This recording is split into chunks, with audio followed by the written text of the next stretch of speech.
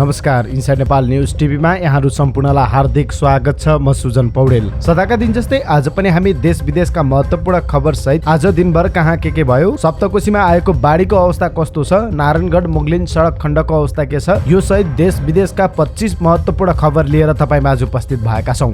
तपाईले हाम्रो भिडियो सामग्री कुन ठाउँबाट हेर्दै हुनुहुन्छ कृपया आफ्नो गाउँठाउँको नाम तलको कमेन्ट बक्समा लेखिदिनु होला। साथै हाम्रो न्युज बुलेटिन आज पहिलो पटक हेर्दै हुनुहुन्छ भने फर्स्ट टाइम भनी तलको कमेन्ट बक्समा लेखिदिनु होला र रेगुलर हेर्दै आउनु भएको छ भने रेगुलर लेखिदिनु होला। आजको समाचार सुरुवात गरौँ अहिलेसम्मका मुख्य खबरबाट। कोशी नदीको भङ्गालो उदयपुरको बस्तीमा पस्यो। 20,000 बढी नागरिक प्रभावित हुने। सप्तकोशीमा बाढीको बबन्डर। उदयपुरका 900 परिवारलाई सुरक्षित ठाउँमा सारियो। सप्तकोशीमा कटान बढेपछि हेलिकप्टर स्ट्यान्ड बाई राख्न गृह मन्त्रीको निर्देशन। 2 सातामै कथा गयो वाणिज्य ब्याङ्कको 91 अर्ब निक्षेप। फेरि ऋण पाउनै मुस्किल, तरलता सङ्कट झनै बढ्दै। कञ्चनपुरमा चौधरी नदीको बाढी बस्तीमा पस्यो। ताइवान मुद्दामा नेपालले चीनको निरन्तर समर्थन गर्ने नेपालका लागि चिनिया राजदूतको विश्वास। पछिल्लो अपडेट, नारायणगढ मुगलिन सडक खण्ड 2 तर्फी रूपमा खुल्यो। कक्षा 11 मा साउन मसान्तसम्म भर्ना लिन परीक्षा बोर्डको निर्देशन। कपिलवस्तुमा मोटरसाइकल दुर्घटना हुँदा 2 जनाको मृत्यु। विराटनगरको सीमावर्ती जात गाउँपालिकामा सुरुङ खनेर 6 घरमा चोरी। कम्तीमा 1.5 महिना मनोकामना केबल कार बन्द हुने। सुस्तायो तीज गीतको माहौल। कलाकार लाइभ दोहोरीतिर लोभिँदा रेकर्डिङमा कमी। अभियान लघुवित्तको आइपिओ खुल्यो। नेपाली क्रिकेट टिमका कप्तान सन्दीप लामिछाने अस्ट्रेलियाको बिग बास लिगको ड्राफ्टमा। रूपन्देहीको तिलोतमा नगरपालिकामा आफ्नै श्रीमान विरुद्ध श्रीमतीद्वारा जबरजस्ती करोडीको उजुरी। र आजको समाचारमा ताइवान र चीनको विवाद के हो, कसरी यी दुई देशबीच तनाव सुरु भयो र कसको सैन्य शक्ति कति, यो सम्बन्धी सम्पूर्ण जानकारी लिएर आएका छौँ। हाम्रो न्युज बुलेटिन अन्तिमसम्म हेर्नुहोला। लगातारको वर्षासँगै आएको बाढीले उदयपुरको बेलका नगरपालिका 8 लाउरे खोज डुम्री बोटेमा सप्तकोशी नदीको बाँध फुटेको छ। उदयपुरका प्रमुख जिल्ला अधिकारी वीरेन्द्र कुमार यादवका अनुसार बुधबार बिहान करिब 4 बजेतिर सप्तकोशी नदीको बाँध फुटेर पुरानै धारमा फर्किएको हो। यो सँगै बेलका नगरपालिका 1, 2, 3, 8, 9 तथा सुनसरीको बराह क्षेत्र नगरपालिका 6 र सप्तरीको केही क्षेत्र डुबानमा परेको प्रजिया यादवले जानकारी दिनुभयो। चतरा पुलमुनिको 3 किलोमिटरको दूरीमा रहेको डुम्री बोटेबाट नदीले तटबन्ध भत्काएको हो। अविरल वर्षासँगै नदी किनारका बस्तीलाई सुरक्षित स्थानमा सारिएको र बाँकी रहेका बस्तीमा पनि बाइकिङ गरिरहेकाले कुनै पनि मानवीय क्षति नभएको घटनास्थलमै रहनुभएका प्रमुख जिल्ला अधिकारी यादवले जानकारी दिनुभयो। सप्तकोशी नदी फुटेको स्थानमा जनप्रतिनिधि, नेपाल प्रहरी, सशस्त्र प्रहरी, स्थानीयवासीले उद्धारको काम गरिरहेको प्रजिया यादवले बताउनुभयो। बाँध फुटेर पुरानै धारतिर कोशी बगिरहेको छ, बस्ती सार्ने काम भइरहेको छ, प्रजिया यादवले भन्नुभयो। यसले उदयपुरलाई मात्र नभएर सुनसरी र सप्तरीका बस्तीलाई समेत असर गर्ने देखिन्छ। उहाँले सुनसरीका प्रमुख जिल्ला अधिकारी मार्फत कोशी ब्यारेजका बाँकी ढोका खोल्न आग्रह गरिएको समेत जानकारी दिनुभयो। लगातारको वर्षाका कारण पानीको बहाव बढेपछि कोशी ब्यारेजमा खतराको सङ्केत स्वरूप रातो बत्ती बालिएको छ। बुधबार बिहान सप्तकोशीमा पानीको बहाव प्रति सेकेन्ड 2,29,128 क्युसेक थियो। सप्तकोशीमा पानीको बहाव 1,50,000 क्युसेक नागेपछि खतरा मानिन्छ। सप्तकोशीमा सोमबारदेखि पानीको बहाव निरन्तर बढिरहेको छ। नदीले गत वर्षदेखि पश्चिमपट्टि धार परिवर्तन गरी कटानलाई तीव्रता दिएको थियो। त्यस्तै नदी बस्तीमा पसेपछि 1,000 बढी घर परिवारका करिब 20,000 नागरिक प्रभावित हुन सक्ने बेलका नगरपालिकाका मेयर अशोक कार्कीले बताउनुभयो। 50 मिटर लामो बाँध भत्काएर पसेको बाढीले अहिले बेलका नगरपालिका 3 स्थित भोटे पुलमा पुगेको छ। कोशी बस्तीमा पस्दा बेलका नगरपालिका वडा नम्बर 8, 9, 1 र 2 का स्थानीय प्रभावित भएका छन्। सप्तकोशीको कटान प्रभावितलाई राहत र उद्धारका लागि हेलिकप्टर तयारी अवस्थामा राख्न गृहमन्त्री बालकृष्ण खाँडले निर्देशन दिनुभएको छ। उदयपुरको बेलका नगरपालिका वडा नम्बर 1, 2, 8 र 9 मा सप्तकोशीले कटान सुरु गरेको छ। कोशीको भङ्गालो बस्तीमा पसेपछि सो क्षेत्रका बासिन्दालाई सरकारले हटाउन थालेको छ। गृहमन्त्री बालकृष्ण खाँडले सेनालाई राहत तथा उद्धारका लागि हेलिकप्टर तयारी अवस्थामा राख्न निर्देशन दिनुभएको छ। सैनिक रथी बालकृष्ण कार्कीलाई टेलिफोन गरेर खाँडले कोशीको कटान तत्काल रोकिने अवस्था नदेखिएको भन्दै कटान प्रभावितहरूलाई राहत र स्थानान्तरणका लागि तयार रहन निर्देशन दिनुभएको हो। सप्तकोशी कटानका कारण 2,400 घर परिवार प्रभावित भएका छन्। उनीहरूलाई त्यहाँबाट स्थानान्तरणको प्रयास भइरहेको छ। साउन लागेपछि 2 सातामै वाणिज्य ब्याङ्कबाट 91 अर्ब निक्षेप बाहिरिएको छ। असार मसान्तमा 45 खर्ब 41 अर्ब पुगेको वाणिज्य ब्याङ्कको निक्षेप 13 साउनमा घटेर 44 खर्ब 50 अर्बमा झरेको नेपाल ब्याङ्कर्स सङ्घले जनाएको छ। साउनको पहिलो सातामा नै घटेको निक्षेप दोस्रो सातामा पनि घट्ने क्रमले निरन्तरता पाएको हो। 2076 साउनमा 44 खर्ब 78 अर्बमा झरेकोमा पछिल्लो साता मात्रै 28 अर्बबाट घटेको छ। निक्षेप लगातार घट्दो ट्रेन्डमा देखिँदा वाणिज्य ब्याङ्कहरूको कर्जा लगानी पनि घट्दो अवस्थामा देखिएको छ। चौधरी नदीको बाढी कञ्चनपुरको बेतकोट नगरपालिका 4 सार्कीपार्की गाउँमा पसेको छ। बाढीले निरन्तर जग्गा कटान गरिरहेको छ। बाढीका कारण बस्ती पुरै जोखिममा छ। स्थानीयवासी सुरक्षित वासस्थानको खोजीमा छन्। सशस्त्र प्रहरी र स्थानीयले अहिले उद्धारको काम गरिरहेका छन्। गैराती चौधरीको बाढी सडक कटान गरी बस्तीमा पसेको स्थानीयले बताएका छन्। उच्च जोखिममा रहेका परिवारलाई सुरक्षित स्थानमा सारिएको सशस्त्र प्रहरी बल नम्बर 35 गढ शैलेश्वरीका गणपति अमर बहादुर एयरले जानकारी दिनुभयो। एयरका अनुसार बाढीबाट स्थानीय कृष्ण बुल, हरिश बुल, रगी बुल, विष्णा बुल, मदन बुल, उत्तरे बुल, दानी बुल, ठेसे बुल, बिरमा बुल, छाला प्रशोधन केन्द्र, ज्ञानज्योति बाल विकास केन्द्रको भवन जोखिममा छ।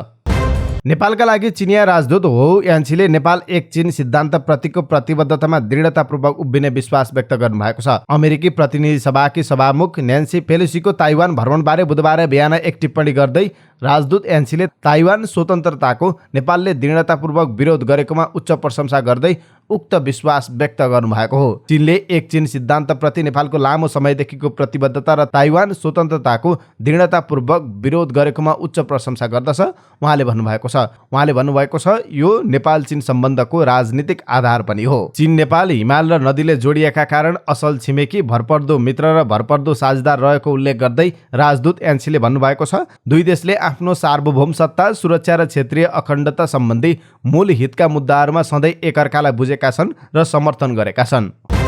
चितवनको भरतपुर महानगरपालिका 19 केराबारीमा खसेको पहिरो पन्छाएपछि दुईतर्फी रूपमा नै मुगलिन नारायणगढ सडक खण्ड खुलेको छ। आज बिहान 2:30 बजेतिर पहिरो खसेपछि अवरुद्ध भएको नारायणगढ मुगलिन सडक करिब 8 घण्टापछि दुईतर्फी रूपमा नै खुलेको थियो। सडक डिभिजन कार्यालय चितवनका इन्जिनियर सागर कार्कीले पहिरो पन्छाएपछि दुईतर्फी नै सडक खुलेको जानकारी दिनुभएको छ।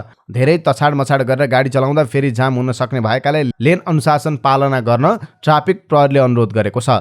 वर्षाका कारण नारायणगढ मुगलिन सडक अवरुद्ध भएको 23 घण्टापछि गैराती 9 बजेतिर बाटो खुलाइएको थियो। अन्नपूर्ण चक्रीय पदमार्गको प्राकृतिक रूपमै आकर्षक पर्यटकीय स्थल रूपसे झरनाको सौन्दर्य वर्षेनी आउने बाढी पहिरोको कारण नासिँदै जान थालेको छ। उत्तरी म्याग्दीको अन्नपूर्ण गाउँपालिका 3 दानामा पर्ने यो झरना अत्यन्त आकर्षक र मनमोहक थियो। विक्रमसम्म 2077 साउन 5 गते सोमबारको भीषण वर्षापछि आएको बाढीले रूपसेको सौन्दर्य बिगारेपछि झरनाको प्राकृतिक स्वरूप नासिने क्रम बढ्दै गएको छ। समुद्री सतहबाट झन्डै 1800 मिटरको उचाइमा रहेको यो झरना कालीगण्डकीको खोजले बनाएको संसारकै गहिरो अन्ध गल्छीदेखि केही माथि छ। यस झरनाले हुलाक टिकट समेत पाइसकेको छ। हिमालपारीको जिल्ला मुस्ताङ जाने बेनी जोमसोम सडक खण्ड अन्तर्गत पर्ने यस अन्ध गल्छीमा मुस्ताङ आवजावत गर्ने पर्यटक पुगेर अवलोकन गर्ने गर्दछन्। राष्ट्रिय परीक्षा बोर्डले साउन मसान्तसम्म कक्षा 11 मा विद्यार्थी भर्ना हुने व्यवस्था मिलाउन विद्यालय तथा शिक्षण संस्थाहरूलाई निर्देशन दिएको छ। बोर्डले बुधबार सूचना जारी गरेर छोटो समय मात्र म्याद राखेर भर्ना आह्वान गर्दा दुर्गम क्षेत्रका विद्यार्थीले आवेदन दिने अवसरबाट वञ्चित हुने गरेको जनाएको छ। यस्ता गुनासो बोर्डलाई प्राप्त भएको सूचनामा उल्लेख छ। बोर्डले स्थानीय तहहरूलाई कक्षा 11 को भर्नामा समन्वयन र सहजीकरण गरी कक्षा सञ्चालन लगायतका शैक्षिक कार्यक्रम सञ्चालन गर्न समेत आग्रह गरेको छ। दुर्गमका विद्यार्थी भर्ना आवेदन दिने अवसरबाट वञ्चित भएको भनी बोर्डमा प्राप्त गुनासोहरूको सम्बन्धमा बोर्डको ध्यानकर्षण भएको छ। सूचनामा भनिएको छ एसईको नतिजा सार्वजनिक भएको न्यूनतम 15 दिनसम्म आवेदन दिन सक्ने गरी भर्ना कार्यक्रम तय गरी साउन मसान्तसम्म विद्यार्थी भर्ना लिने व्यवस्था मिलाउनु हुन सूचित गरिन्छ। सूचनामा भनिएको छ।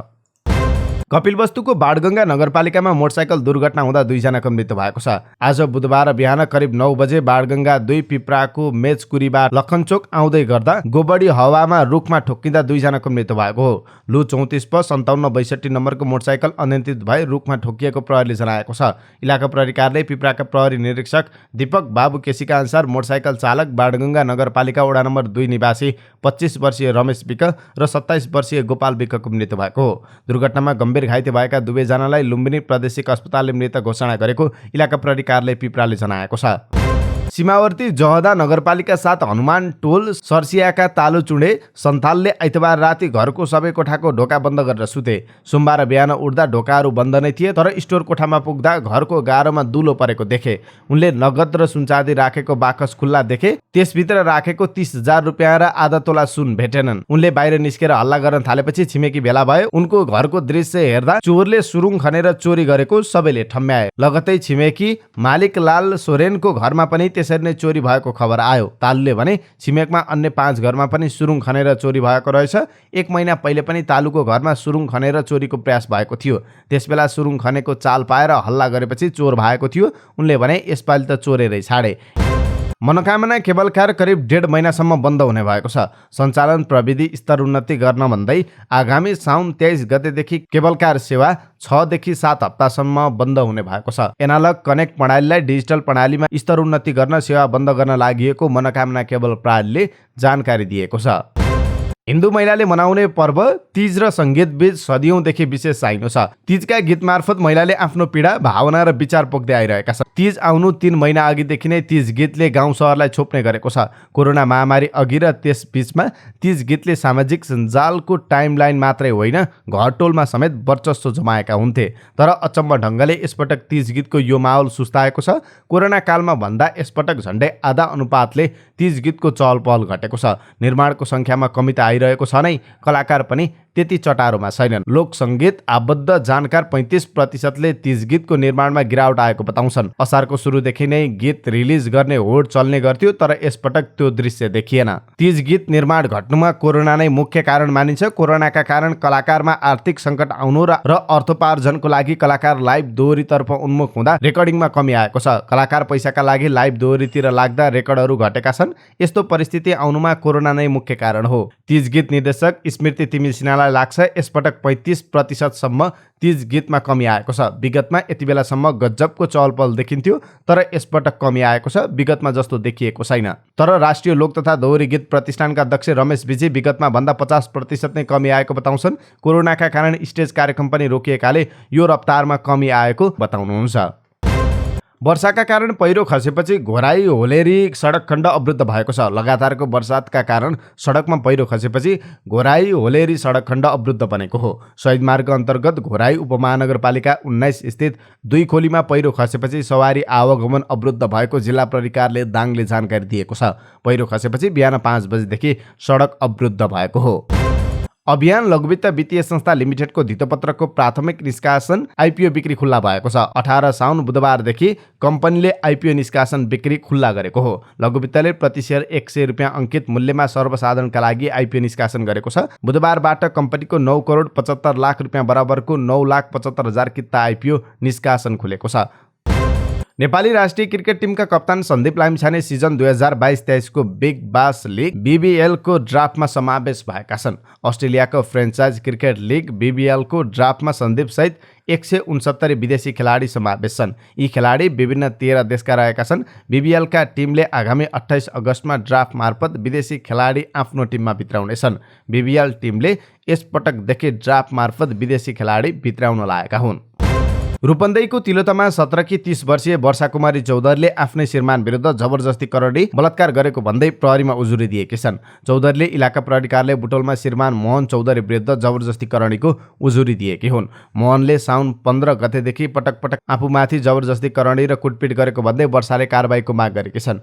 गत साउन 14 गते राति मदिरा पिएर आएका मोहनले कुटपिट गरेको जाहेरीमा उल्लेख छ। श्रीमानले घर खर्च नदिने, यातना दिने र सासू जागेश्वरी चौधरी एवं ससुराले समेत व्यवस्था गर्दा आफ्नो बच्चाको लालन पालनमा समस्या भएको जाहेरीमा उल्लेख छ। उजुरी दिने वर्षा तिलोत्तमा नगरपालिकाकी उपप्रमुख चौधरीकी बुहारी हुन्। वर्षाले सासूलाई समेत झिकाएर छानबिनको माग गरेकी छन्। वर्षाका श्रीमान मोहन नवलपरासी स्थित आफन्तकोमा रहेको जानकारी आएकाले उनलाई ल्याएर थप अनुसन्धान अगाडि बढाउने बुटोलका डीएसपी ठगबहादुर केसीले जानकारी दिनुभयो। परिवारका अनुसार वर्षाले विवाहित र 2 सन्तान भए पनि आफू टुरी र अविवाहित भएको भन्दै झुक्काएर मोहनसँग बिहे गरेकी थिइन्। पछि विवाहित र 2 सन्तानकी आमा भएको थाहा भएपछि उनीहरू बीच असमझदारी र बेमेल उत्पन्न भएको थियो। नवलपरासी बर्दघाट माइत भएकी वर्षाले कपिलवस्तु बाणगङ्गाका पहिलो श्रीमानसँग सम्बन्ध विच्छेद समेत गरेकी थिइनन्। 2 सन्तानलाई माइत राखेर उनी कपिलवस्तुमा एक्लै बस्दै गर्दा मोहनसँग सामाजिक सञ्जाल मार्फत चिन्जान भई विवाह भएको थियो। आपसी असमझदारीपछि उनीहरूबीच सम्बन्ध विच्छेद गर्ने विषयमा सहमति नजिक पुगे पनि वकिलहरूका कारण हुन नसकेको परिवारको आरोप छ। यता आफ्नो नाम समेत जोडेर वर्षाले दिएको उजुरीलाई तिलोत्तमा नगरपालिकाकी उपमेयर चौधरीले आफू विरुद्ध राजनीतिकरण गरिएको प्रतिक्रिया दिएकी छन्। अब ताइवान चीन प्रसङ्ग। आखिर के हो त विवाद? अमेरिकी संसदकी सभामुख नेन्सी पेलोसीको ताइवान भ्रमणलाई लिएर चीन र अमेरिका बीच तनाव उत्पन्न भएको छ। विगत 25 वर्षमा उच्च स्तरीय अमेरिकी राजनीतिज्ञको यो पहिलो ताइवान भ्रमण हो। चीनले पेलोसीको ताइवान भ्रमणलाई निकै खतरनाक बताएको छ। चीनका उपविदेश मन्त्री सी फेङले यसलाई द्रोषपूर्ण भन्दै गम्भीर परिणाम भोग्नुपर्ने चेतावनी दिएका छन्। उनले चीन हातमा हात मिलाएर नबस्ने बताएका छन्। यसैबीच अमेरिकी राष्ट्रिय सुरक्षा विभागका प्रवक्ता जोन किबीले पेलोसीको भ्रमण चीनको एक चीन नीतिसँगै मेल खाने र यसलाई सङ्कटमा परिणत गर्नुपर्ने आवश्यकता नरहेको बताएका छन्। किन भयो त ताइवानको विषयमा विवाद? चीनले ताइवानलाई छुट्टै प्रान्त मान्छ र यो अन्ततः चिनिया नियन्त्रणमा आउने विश्वास गर्छ। चिनिया राष्ट्रपति सी जिनपिङले ताइवानको एकीकरण पूरा हुने बताइसकेका छन्। उनले यसलाई हासिल गर्न बल प्रयोग गर्न पनि अस्वीकार गरेनन्। तर ताइवानले आफ्नो संविधान र आफ्नै निर्वाचित नेताहरूको सरकार भएको भन्दै आफूलाई एक स्वतन्त्र देश मान्दछ। ताइवान किन महत्त्वपूर्ण छ त? ताइवान चीनको दक्षिण पूर्वी तटबाट करिब 100 माइल टाढा रहेको एउटा टापु हो। चीनले ताइवान आफ्नो प्रान्तमध्ये एक मान्छ र अन्ततः एक दिन फेरि चीनको हिसाब बन्ने कुरामा विश्वास राख्छ। अर्कोतर्फ ताइवानले आफूलाई स्वतन्त्र राष्ट्र ठान्छ। यसलाई फर्स्ट आइसल्यान्ड चेन वा पहिलो द्वीप श्रृङ्खला मानिने टापुहरूमा गनिन्छ, जसमा अमेरिका नजिकका क्षेत्रहरू समावेश छन्, जुन अमेरिकी विदेश नीतिका लागि महत्त्वपूर्ण मानिन्छ।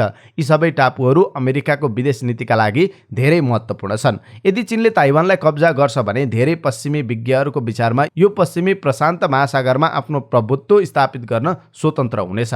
यसबाट गुआर र हवाई टापुमा रहेका अमेरिकी सैन्य अड्डा पनि जोखिममा पर्न सक्छन्। तर चीनले आफ्नो नियत पूर्णतया शान्तिपूर्ण रहेको दावी गरेको छ। ताइवान चीनबाट कसरी अलगियो त? दोस्रो विश्वयुद्धपछि यी दुई अलगिएका थिए। त्यतिबेला चीनको मुख्य भूमिकामा रहेको चिनिया कम्युनिस्ट पार्टीको त्यहाँको सत्तारूढ राष्ट्रवादी पार्टीसँग लडाईँ चलिरहेको थियो। सन् 1995 मा माओ सेतुङको नेतृत्वमा चिनिया कम्युनिस्ट पार्टीले राजधानी बेजिङमाथि कब्जा जमायो। त्यसपछि विपक्षी पार्टीमा विश्वास गर्ने मानिसहरू मुख्य भूमि छाडेर ताइवानको दक्षिण पश्चिम टापुमा गएका थिए। त्यसयता कुओमिन्ताङ ताइवानको सबैभन्दा महत्त्वपूर्ण पार्टी बनेको छ। ताइवानको इतिहासको अधिकांश समय कुओमिन्ताङ पार्टीले शासन गरिरहेको छ। हाल विश्वका 13 देशले मात्रै ताइवानलाई छुट्टै र सार्वभौम सत्ता सम्पन्न देश मान्छन्। ताइवानलाई मान्यता नदिनका लागि अन्य देशहरूमा पनि चीनको कूटनीतिक दबाव छ। चीनले अन्य देशले ताइवानलाई मान्यता दिने कुनै पनि काम नगरून् भन्ने सुनिश्चित गर्ने प्रयास गर्दछ। ताइवानका रक्षा मन्त्रीले चीनसँगको सम्बन्ध विगत 40 वर्षमा सबैभन्दा खराब चरणबाट गुज्रिरहेको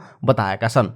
के ताइवानले आफ्नो रक्षा गर्न सक्छ त? चीनले सैन्य कारबाही बाहेक अन्य कदम चालेर पनि ताइवानलाई एकीकरण गर्न सक्छ। यस्तोले दुई देशबीचको आर्थिक सम्बन्धलाई मजबुत बनाउन सकिन्छ। तर यदि दुई देशबीच लडाईँ भयो भने चीनको सैन्य शक्ति अघि ताइवानको केही लाग्दैन। चीनको सेनामा हुने वार्षिक खर्च अमेरिका बाहेक विश्वमा सबैभन्दा बढी हो। यसको सैन्य शक्ति एकदमै विविध र विशाल छ। चाहे त्यो मिसाइल प्रविधि होस् वा नौसेना वा वायुसेना, साइबर आक्रमण गर्न पनि चीनको प्रतिस्पर्धामा निकै थोरै देशले आँट गर्न सक्छन्। अवस्था कतिसम्म बिग्रिएको हो त? सन् 2021 मा चीनले ताइवानको वायु रक्षा क्षेत्रमा आफ्ना लडाकु विमानहरू पठाएर उसलाई दबाब दिइरहेको देखिन्छ।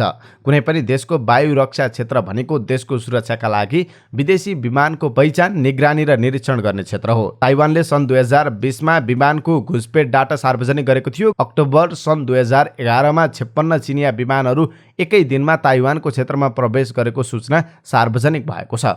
के हुन सक्ने मुठभेडका कारण ताइवानका जनता चिन्तित छन् त? चीन र ताइवान बीचको तनाव बढे पनि हालैको अनुसन्धानले त्यहाँका जनतामा त्यसको खासै प्रभाव नरहेको बताइन्छ। ताइवान पब्लिक ओपिनियन फाउन्डेसनले त्यहाँका जनतालाई चीनसँग युद्ध भएरै छाड्ला त भनेर प्रश्न सोधेको थियो।